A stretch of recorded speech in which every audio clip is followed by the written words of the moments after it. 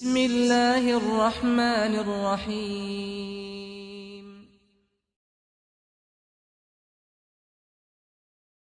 إن الحمد لله نحمده ونستعينه ونستغفره ونعوذ بالله من شرور أنفسنا ومن سيئات أعمالنا من يهده الله فلا مضل له ومن يضلل فلا هادي له وأشهد أن لا إله إلا الله وحده لا شريك له وأشهد أن محمدا عبده ورسوله أرسله بالهدى ودين الحق ليظهره على الدين كله ولو كره المشركون اللهم صل على محمد وعلى آل محمد كما صليت على إبراهيم وعلى آل إبراهيم إنك حميد مجيد اللهم بارك على محمد وعلى آل محمد كما باركت على إبراهيم وعلى آل إبراهيم إنك حميد مجيد أما بعد فإن خير الكتاب كتاب الله وخير السنن سنن محمد صلى الله عليه وسلم وشر الأمور محدثاتها وكل محدثة بدعة وكل بدعة ضلالة وكل ضلالة في النار. أعوذ بالله من الشيطان الرجيم. يا أيها الذين آمنوا اتقوا الله حق تقاته ولا تموتن إلا وأنتم مسلمون. بسم الله الرحمن الرحيم. يا أيها الذين آمنوا كتب عليكم الصيام كما كتب على الذين من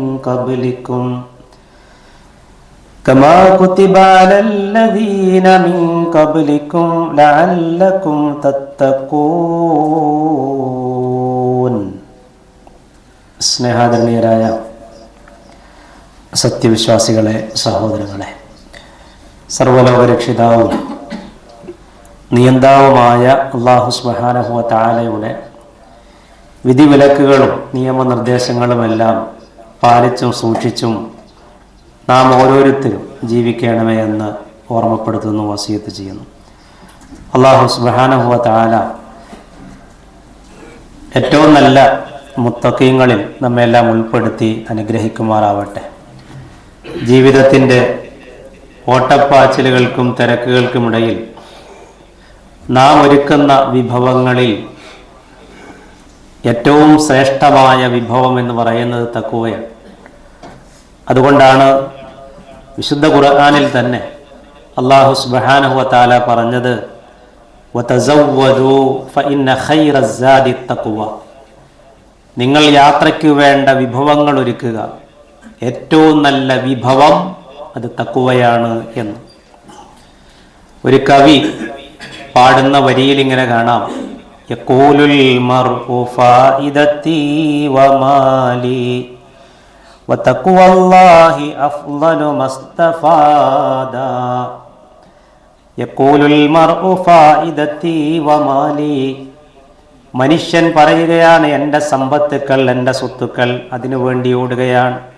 വതഖ്വല്ലാഹി അഫ്ളലു മസ്തഫാദ. മനുഷ്യ, നീ മനസ്സിലാക്കിക്കോ, നിനക്ക് ഏറ്റവും കൂടുതൽ പ്രയോജനപ്പെടുന്നത് തഖ്വ എന്ന സമ്പത്താണ്, തഖ്വ എന്ന മാലാണ്. ഒരു കവി അദ്ദേഹത്തിൻ്റെ കവിതയിലൂടെ തഖ്വയെ ഓർമ്മപ്പെടുത്തുന്ന വാക്കുകളാണ് പറഞ്ഞത്. പരിശുദ്ധ ഖുർആനിൽ സൂറത്തുൽ അഅറാഫിലെ 26-ാമത്തെ ആയത്തിൽ അല്ലാഹു സുബ്ഹാനഹു വ തആല രണ്ട് വസ്ത്രങ്ങളെ പരിചയപ്പെടുത്തുന്നുണ്ട്. ഒന്ന് ബാഹ്യവസ്ത്രമാണ്, നമ്മളൊക്കെ ഇട്ടിരിക്കുന്ന വസ്ത്രം. അത് നഗ്നത മറയ്ക്കാനാണ്, അത് നമ്മുടെ ശരീരത്തെ മനോഹരമാക്കാനാണ്, അലങ്കാരത്തിനാണ്. അതോടൊപ്പം നമ്മുടെ മനസ്സിനെ മനോഹരമാക്കുന്ന ഒരു വസ്ത്രം, അതും അല്ലാഹു ചേർത്തു പറഞ്ഞു. യാ ബനീ ആദം ഖദ് അൻസൽനാ അലൈക്കും ലിബാസൻ യുവാരി സൗആതികും വരീഷാ. വസ്ത്രത്തെ പറ്റി പറയാൻ, യാ ബനീ ആദം, ആദമിൻ്റെ സന്തതികളെ, ഖദ് അൻസൽനാ അലൈക്കും, നിങ്ങളുടെ മേൽ നാം ഇറക്കി തന്നിട്ടുണ്ട്, ലിബാസൻ യുവാരി സൗആതികും വരീഷാ, നിങ്ങളുടെ നഗ്നത മറക്കാനും നിങ്ങളുടെ ശരീരത്തിന് അലങ്കാരമാകാനുമുള്ള വസ്ത്രങ്ങളെ. എന്നിട്ട് റബ്ബ് പറയുന്നു, വലിബാസു തഖ്വാ ദാലിക ഖൈർ, തഖ്വയുടെ വസ്ത്രമാണ് ഏറ്റവും ശ്രേഷ്ഠമായത്. ദാലിക മിൻ ആയാത്തില്ലാഹി ലഅല്ലഹും യദ്ദക്കറൂൻ, മനുഷ്യൻ ഓർക്കാനും ചിന്തിക്കാനും ഒക്കെയായി അള്ളാഹു ഒരു ദൃഷ്ടാന്തമാക്കി പോലും തഖ്വയെ മാറ്റിയിരിക്കുന്നു എന്നാണ്. അപ്പോൾ നോക്കൂ, നമ്മുടെ ആന്തരിക വസ്ത്രത്തെ അത് മനോഹരമാക്കണം എന്ന് റബ്ബ് പറയുകയാണ്. അപ്പോൾ നമ്മൾ നടന്നു പോകുമ്പോൾ എതിരെ വരുന്ന ഒരു വണ്ടി ചെളി തെറിപ്പിച്ചാൽ, ആ ചെളി നമ്മുടെ വസ്ത്രത്തിലേക്കായാൽ പിന്നെ അതിടാൻ നമുക്ക് വലിയ ഇഷ്ടം ഉണ്ടാവില്ല, നമുക്ക് മനസ്സാകെ ചടച്ചു. പ്രത്യേകിച്ച് നമ്മൾ ആളുകളെല്ലാം കൂടുന്ന ഒരു സ്ഥലത്തേക്ക് പോകുമ്പോഴാണ് ചെളി നമ്മുടെ ഡ്രസ്സിലേക്ക് തെറിപ്പിക്കുന്നതെങ്കിൽ എന്തായിരിക്കും അവസ്ഥ? നമുക്ക് ആ സ്ഥലത്തേക്ക് പോകാൻ തോന്നില്ല. നമ്മളിട്ടിരിക്കുന്ന വസ്ത്രം അതെവിടെയോ കീറിയതായി നമ്മൾ കാണാൻ, പിന്നെ നമുക്ക് ആ ഡ്രസ്സ് ഇടാൻ തോന്നില്ല, നമ്മുടെ മനസ്സിൽ അതിനോടുള്ള ഇഷ്ടം പോകും. എന്നതുപോലെ നമ്മുടെ മനസ്സിൽ അഴുക്ക് ഇടുന്ന, അല്ലെങ്കിൽ നമ്മുടെ മനസ്സിനെ മലിനമാക്കുന്ന ഒരുപാട് സംഗതികളുണ്ട്. മനസ്സ് മലിനമാകുമ്പോൾ അത് നമ്മൾ കാണൂല. ഇട്ടിരിക്കുന്ന ഡ്രസ്സിൽ ചെളി പറ്റുമ്പോൾ നമ്മളത് കാണും, ഇട്ടിരിക്കുന്ന ഡ്രസ്സ് കീറുമ്പോൾ നമ്മളത് കാണും. പക്ഷേ നമ്മുടെ മനസ്സിന് അഴുക്ക് പറ്റിയാൽ അത് കാണാൻ ഒരു വിശ്വാസിക്ക് കഴിയണം എന്നതാണ്. കാരണം മനസ്സിനെ ധരിപ്പിക്കുന്ന വസ്ത്രം തഖ്വയാണ്. അതുകൊണ്ടാണ് അതിനെ നിങ്ങൾ ശുദ്ധീകരിക്കുക എന്ന് വിശുദ്ധ ഖുർആനിലെ ഒരുപാട് ആയത്തുകളിലൂടെ കാണുന്നത്. വിശുദ്ധ ഖുർആനിലെ നമ്മളെല്ലാം എപ്പോഴും കേൾക്കുന്ന ഒരു വചനം ഇങ്ങനെയാണ്, ഖദ് അഫ്ലഹ മൻ സക്കാഹ വഖദ് ഖാബ മൻ ദസ്സാഹ. മനസ്സിനെ പറ്റിയാണ് പറഞ്ഞത്. അതിനെ സൽഗുണങ്ങളിലൂടെയും സൽ സ്വഭാവങ്ങളിലൂടെയും ശുദ്ധമായ വിശ്വാസത്തിലൂടെയും ഇഖ്ലാസുള്ള ഇബാദത്തുകളിലൂടെയും ഒക്കെ അതിനെ ഒരാൾ ശുദ്ധീകരിച്ചാൽ അവൻ ജയിക്കും. അതല്ല ദുർഗുണങ്ങളിലൂടെയും ദുസ്വഭാവങ്ങളിലൂടെയും തുടങ്ങി എന്തെല്ലാം മ്ലേച്ഛതകൾ നീ ചെയ്തു കൂട്ടുന്നോ അതിലൂടെ നിന്റെ മനസ്സ് അശുദ്ധമായി മാറും എന്നുള്ളതാണ്. അപ്പം മനസ്സിനെ പരിശുദ്ധിപ്പെടുത്തുവാൻ തഖ്വയല്ലാതെ മറ്റൊരു മരുന്നില്ല, മാർഗമില്ല എന്നാണ് പണ്ഡിതന്മാർ പറഞ്ഞത്. അപ്പോൾ എന്താണ് തഖ്വ എന്ന് ചോദിക്കുമ്പോൾ അതിന് സലഫുകളായ മുൻഗാമികളായ ആളുകൾ പല മറുപടികൾ പറഞ്ഞിട്ടുണ്ട്. അതിലൊരു സ്വഹാബി പറഞ്ഞത്, നീ നല്ല കല്ലും മുള്ളുമൊക്കെ നിറഞ്ഞ ഒരു വഴിയിലൂടെ നടന്നു പോകുമ്പോൾ ആ കല്ല് നിന്റെ കാലിൽ കയറാതിരിക്കാനും മുള്ള് നിന്റെ കാലിൽ തുളച്ച് കയറാതിരിക്കാനും വേണ്ടി നീ ഓരോ സ്റ്റെപ്പുകളും സൂക്ഷ്മതയോടുകൂടി എടുത്തു വെക്കാറില്ലേ? അതുപോലെ ജീവിതത്തിൽ ഹറാമുകൾ, അതുപോലെ അങ്ങനെയുള്ള കാര്യങ്ങൾ പറ്റിപ്പിടിക്കാതെ നീ വളരെ സൂക്ഷ്മതയോടുകൂടി വെക്കുന്ന ഓരോ കാൽവെപ്പുകളുമാണ് തഖ്വ എന്ന് പറഞ്ഞത് കാണാം. മഹാനായ അലി ബിൻ അബി ത്വാലിബ് റളിയല്ലാഹു അൻഹു പറയുന്നുണ്ട്, അത്തഖ്വ, തഖ്വ എന്ന് പറഞ്ഞാൽ ഹിയ അൽ ഖൗഫു മിനൽ ജലീലി വൽ അമലി ബിത്തൻസീലി വൽ ഖനാഅതു ബിൽ ഖലീൽ. തഖ്വ എന്ന് പറഞ്ഞാൽ അദ്ദേഹം പറയാണ്, അൽ ഖൗഫു മിനൽ ജലീൽ, ഈ ലോകത്തെ മുഴുവൻ പടച്ചു പരിപാലിക്കുന്ന റബ്ബിനെ ഏത് ഇരുട്ടിലും ആരോരും കാണാത്ത വേളയിലും ആ റബ്ബിനെ ഭയപ്പെടുക എന്നതാണ് തഖ്വ. വൽ അമലു ബിത്തൻസീൽ, റബ്ബിറക്കിയ വേദഗ്രന്ഥമുണ്ടല്ലോ അതനുസരിച്ച് അമല് ചെയ്യുക എന്നതാണ് തഖ്വ. വൽ ഖനാഅതു ബിൽ ഖലീൽ, അള്ളാഹു തന്ന മഈശത്ത് എത്ര കുറവാണെങ്കിലും അതിൽ പൂർണ്ണമായും തൃപ്തിപ്പെട്ട് ജീവിക്കലാണ് തഖ്വ. വൽ ഇസ്തിഅദാദു ലിയൗമിർ റഹീൽ, നമ്മളൊക്കെ യാത്ര പോകുന്ന ഒരു ദിവസമുണ്ട്, ആ യാത്രയ്ക്കൊരു മടക്കമില്ല. ആ യാത്രയ്ക്ക് വേണ്ടി ഏറ്റവും മനോഹരമായി ഒരുങ്ങുന്നതിന് പറയുന്ന പേരാണ് തഖ്വ എന്ന് അലി ബിൻ അബി ത്വാലിബ് റളിയല്ലാഹു അൻഹു പറയാൻ. എത്ര മനോഹരമായിട്ടാണ് അദ്ദേഹം അത് അവതരിപ്പിച്ചിട്ടുള്ളത്. മഹാനായ ഹസൻ റളിയല്ലാഹു അൻഹു, അലി റളിയല്ലാഹു അൻഹുവിന്റെ മകൻ ഹസൻ റളിയല്ലാഹു അൻഹു പറയുന്നു, അൽ മുത്തഖൂന തഖൗമ ഹറമല്ലാഹു അലൈഹിം. അല്ലാഹ് എന്തെല്ലാം ഹറാം എന്ന് പറഞ്ഞിട്ടുണ്ടോ, റസൂലുള്ള എന്തെല്ലാം ഹറാം എന്ന് പറഞ്ഞിട്ടുണ്ടോ അതിൻ്റെ അടുത്തേക്ക് പോകൂല തഖ്വയുള്ള മനുഷ്യർ. പിന്നെയോ മഫ്തറല്ലാഹു അലൈഹിം, അള്ളാഹു ഒരു മുഅ്മിനിന്റെ മേൽ എന്തെല്ലാം നിർബന്ധമാക്കിയിട്ടുണ്ടോ അതിൽ ഒരു വീഴ്ചയും അവൻ വരുത്തുകയില്ല. അങ്ങനെയുള്ള ആളുകളെയാണ് മുത്തഖീങ്ങൾ എന്ന് പറയുന്നത് എന്ന് അറിയപ്പെട്ട സ്വഹാബി വര്യൻ ഇബ്നു അബ്ബാസ് റളിയല്ലാഹു അൻഹു പറഞ്ഞത്, അൽ മുത്തഖൂന അല്ലദീന യഹ്ദറൂന മിനല്ലാഹി ഉഖൂബതഹു. വിശുദ്ധ ഖുർആനിൽ അല്ലാഹു ഓരോ തിന്മകൾ പറയുമ്പോഴും അവിടെ എണ്ണിപ്പറയുന്ന ഒരു പരിചയപ്പെടുത്തുന്ന നരകമുണ്ട്, നരകശിക്ഷയുണ്ട്. ആ ശിക്ഷയെ അങ്ങേയറ്റം പേടിച്ച് ജീവിക്കുന്ന ആളുകളെ പറയുന്ന പേരാണ് മുത്തഖീങ്ങൾ എന്ന്. ഇങ്ങനെ ഒരുപാട് വിശദീകരണങ്ങൾ മുൻഗാമികളുടെ സ്വഹാബത്തിന്റെ ഭാഗത്ത് നിന്ന് നമുക്ക് കാണാൻ സാധിക്കും. പ്രിയമുള്ളവരെ, ആ ഒരു ഭയം മഹാനായ ഇബ്നു അബ്ബാസ് റളിയല്ലാഹു അൻഹു പറഞ്ഞതുപോലെ, മഹാനായ ഹസൻ റളിയല്ലാഹു അൻഹു പറഞ്ഞതുപോലെ ആ ഒരു ഭയം നിലനിന്നതുകൊണ്ടാണ് മഹാന്മാരായ സ്വഹാബികൾ വിശുദ്ധ ഖുർആനിൻ്റെ വചനങ്ങൾ കേൾക്കുമ്പോൾ ചില സമയങ്ങളിൽ അവർ ബോധം കെട്ട് വീണിരുന്നത് എന്നാണ്. അതുകൊണ്ടാണ് ഇരിക്കുമ്പോൾ അവർ ഏങ്ങിക്കരഞ്ഞിരുന്നത് എന്നാണ്. മഹാനായ അബൂബക്കർ സിദ്ദീഖ് റളിയല്ലാഹു അൻഹുവിനെ പറ്റി മകൾ ആയിഷ റളിയല്ലാഹു അൻഹ പറയുമായിരുന്നു, എൻ്റെ ഉപ്പാനെ ഇമാമത്ത് നിർത്തരുത്, ഉപ്പ കരഞ്ഞിട്ട് ഉപ്പാക്ക് തിലാവത്ത് ഖുർആൻ പൂർത്തിയാക്കാൻ പറ്റാത്ത അവസ്ഥ വരും, പിന്നിൽ നിൽക്കുന്ന ആളുകൾ ബുദ്ധിമുട്ടിപ്പോകും എന്ന് പറയാൻ. ആ ഒരു ലോല ഹൃദയം അബൂബക്കർ റളിയല്ലാഹു അൻഹുവിന് ഉണ്ടായതും വിശുദ്ധ ഖുർആനിൻ്റെ വചനങ്ങൾ കേൾക്കുമ്പോൾ അദ്ദേഹത്തിൻ്റെ കണ്ണുകൾ നിറഞ്ഞതും ആ തഖ്വ മനസ്സിൽ ഉണ്ടായിരുന്നത് കൊണ്ടാണ്. ഉമയ്യത്ത് ബിൻ ഖലഫ് എന്ന് പറയുന്ന ക്രൂരനായ മുശ്രിക്ക് ബിലാൽ റളിയല്ലാഹു അൻഹുവിനെ മണലാരണ്യത്തിലൂടെ വലിച്ചിഴയ്ക്കുമ്പോഴും കരുത്തുറ്റ വിശ്വാസത്തിൻ്റെ ആ ഒരു പാതയിൽ ഉറച്ചു നിൽക്കാൻ ബിലാൽ റളിയല്ലാഹു അൻഹുവിന് കഴിഞ്ഞത് ഉള്ളിലുള്ള ആ തഖ്വയുടെയും തൗഹീദിൻ്റെയും ശക്തി കൊണ്ടായിരുന്നു. കൊടുക്കണം എന്ന് പറയുമ്പോൾ, നിങ്ങൾ ചെലവഴിക്കണം എന്ന് പറയുമ്പോൾ ഉള്ളതെല്ലാം എടുത്തുകൊണ്ട് വന്ന് ഒരു മടിയുമില്ലാതെ കൊടുക്കാൻ ഉസ്മാൻ റളിയല്ലാഹു അൻഹുവിനെ പോലെയുള്ള സ്വഹാബിമാർ തയ്യാറായത് അവരുടെ മനസ്സിൽ നിലനിന്നിരുന്ന നേരത്തെ പറഞ്ഞ തഖ്വ കൊണ്ടായിരുന്നു.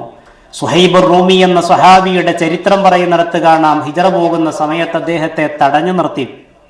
അപ്പോൾ മുശ്രിക്കുകൾ വന്ന് ബ്ലോക്ക് ചെയ്തിട്ട് പറഞ്ഞു, സുഹൈബ് നിനക്ക് ഹിജറ പോകാം, പക്ഷേ ഈ മക്കയിൽ നിന്ന് നീ ഉണ്ടാക്കിയ സമ്പത്ത് ഒന്നും കൊണ്ടുപോകാൻ ഞങ്ങൾ സമ്മതിക്കില്ല എന്ന് പറഞ്ഞപ്പോൾ, അതിനാണോ നിങ്ങൾ എന്നെ തടഞ്ഞു നിർത്തിയത്, എങ്കിൽ നിങ്ങളത് എടുത്തോ എന്ന് പറഞ്ഞ് അദ്ദേഹം ജീവിതകാലം മുഴുവൻ അധ്വാനിച്ചുണ്ടാക്കിയ സമ്പത്ത് വിട്ടെറിഞ്ഞിട്ട് അദ്ദേഹം മദീനയിലേക്ക് പോയത് അദ്ദേഹത്തിൻ്റെ മനസ്സിലുണ്ടായിരുന്ന തഖ്വയും തൗഹീദുമായിരുന്നു എന്ന് ചരിത്രം പറയുന്നത് നമുക്ക് കാണാൻ സാധിക്കും. പ്രിയമുള്ളവർ, അങ്ങനെ നോക്കിയാൽ ഒരുപാട് ഉദാഹരണങ്ങൾ. ആ തഖ്വയുടെ വസ്ത്രമണിയാനാണ് അല്ലാഹു സുബ്ഹാനഹു വ തആല ഓരോ വിശ്വാസിയോടും ആവശ്യപ്പെടുന്നത്. അതുകൊണ്ടാണ് പറഞ്ഞത്, ലിബാസു തഖ്വ ദാലിക ഖൈർ, അതാകുന്നു ഏറ്റവും ഉത്തമമായ വസ്ത്രമെന്ന്. നാം നിർവഹിക്കുന്ന ഓരോ ഇബാദത്തുകളും ആ തഖ്വയുടെ പൂർണ്ണതയ്ക്ക് വേണ്ടിയാണ്. സൃഷ്ടിച്ചവനായ നിന്റെ ആ സൃഷ്ടാവിനെ തിരിച്ചറിഞ്ഞ് അവനെ മാത്രം നീ വണങ്ങുക, ആരാധിക്കുക എന്ന് അല്ലാഹു സുബ്ഹാനഹു വ തആല സൂറത്തുൽ ബഖറയിലൂടെ ആദ്യത്തെ കൽപ്പന കൊടുക്കുമ്പോൾ ആ ആയത്ത് അവസാനിക്കുന്നതും ലഅല്ലക്കും തത്തഖൂൻ എന്ന് പറഞ്ഞുകൊണ്ടാണ്. വിശുദ്ധ ഖുർആനിൽ നോമ്പ് നിർബന്ധമാക്കിക്കൊണ്ടുള്ള ആയത്തിറങ്ങിയപ്പോൾ ആ ആയത്തിന്റെ അവസാനവും അല്ലാഹു പറഞ്ഞത് തഖ്വയെ ചേർത്ത് വെച്ചുകൊണ്ടാണ്. യാ അയ്യുഹല്ലദീന ആമനൂ കുതിബ അലൈക്കുമുസ് സിയാമു കമാ കുതിബ അലല്ലദീന മിൻ ഖബ്ലിക്കും ലഅല്ലക്കും തത്തഖൂൻ. യാ അയ്യുഹല്ലദീന ആമനൂ, വിശ്വാസികളെ, കുതിബ അലൈക്കുമുസ് സിയാം, നിങ്ങൾക്ക് നോമ്പിതാ നിർബന്ധമാക്കപ്പെട്ടിരിക്കുന്നു. കമാ കുതിബ അലല്ലദീന മിൻ ഖബ്ലിക്കും, മൂസാ നബി അലൈഹിസ്സലാമിൻ്റെയും ഈസാ നബി അലൈഹിസ്സലാമിൻ്റെയും കഴിഞ്ഞുപോയ ഓരോ നബിമാരുടെയും ഉമ്മത്തിന് നിയമമാക്കിയതുപോലെ, നിർബന്ധമാക്കിയതുപോലെ നിങ്ങൾക്കും ഇതാ വ്രതം നിർബന്ധമാക്കിയിരിക്കുന്നു. ലഅല്ലക്കും തത്തഖൂൻ, തഖ്വ നിങ്ങൾ കൈവരിക്കാനാണ്. ഒരുപാട് ഇബാദത്തുകളുടെ കൂടെ ആ ഒരു പദം അല്ലാഹു സുബ്ഹാനഹു വ തആല ചേർത്ത് പറയുന്നത് കാണാം. പ്രിയമുള്ളവരെ, ജീവിതത്തിൽ സൂക്ഷ്മത പുലർത്തിക്കൊണ്ട് വിശുദ്ധി കാത്തു സംരക്ഷിച്ചുകൊണ്ട് ആ തഖ്വ നേടിയെടുക്കാൻ നമ്മൾ ആത്മാർത്ഥമായി പരിശ്രമിക്കണം. അതിൻ്റെ മുന്നൊരുക്കത്തിൻ്റെ സമയമാണ് റമദാൻ കടന്നു വരുമ്പോൾ. ഈ സമയം എന്നുകൂടി നമ്മൾ തിരിച്ചറിയുക. അള്ളാഹു യഥാർത്ഥ മുത്തഖീങ്ങളിൽ നമ്മെ ഉൾപ്പെടുത്തി അനുഗ്രഹിക്കുമാറാവട്ടെ.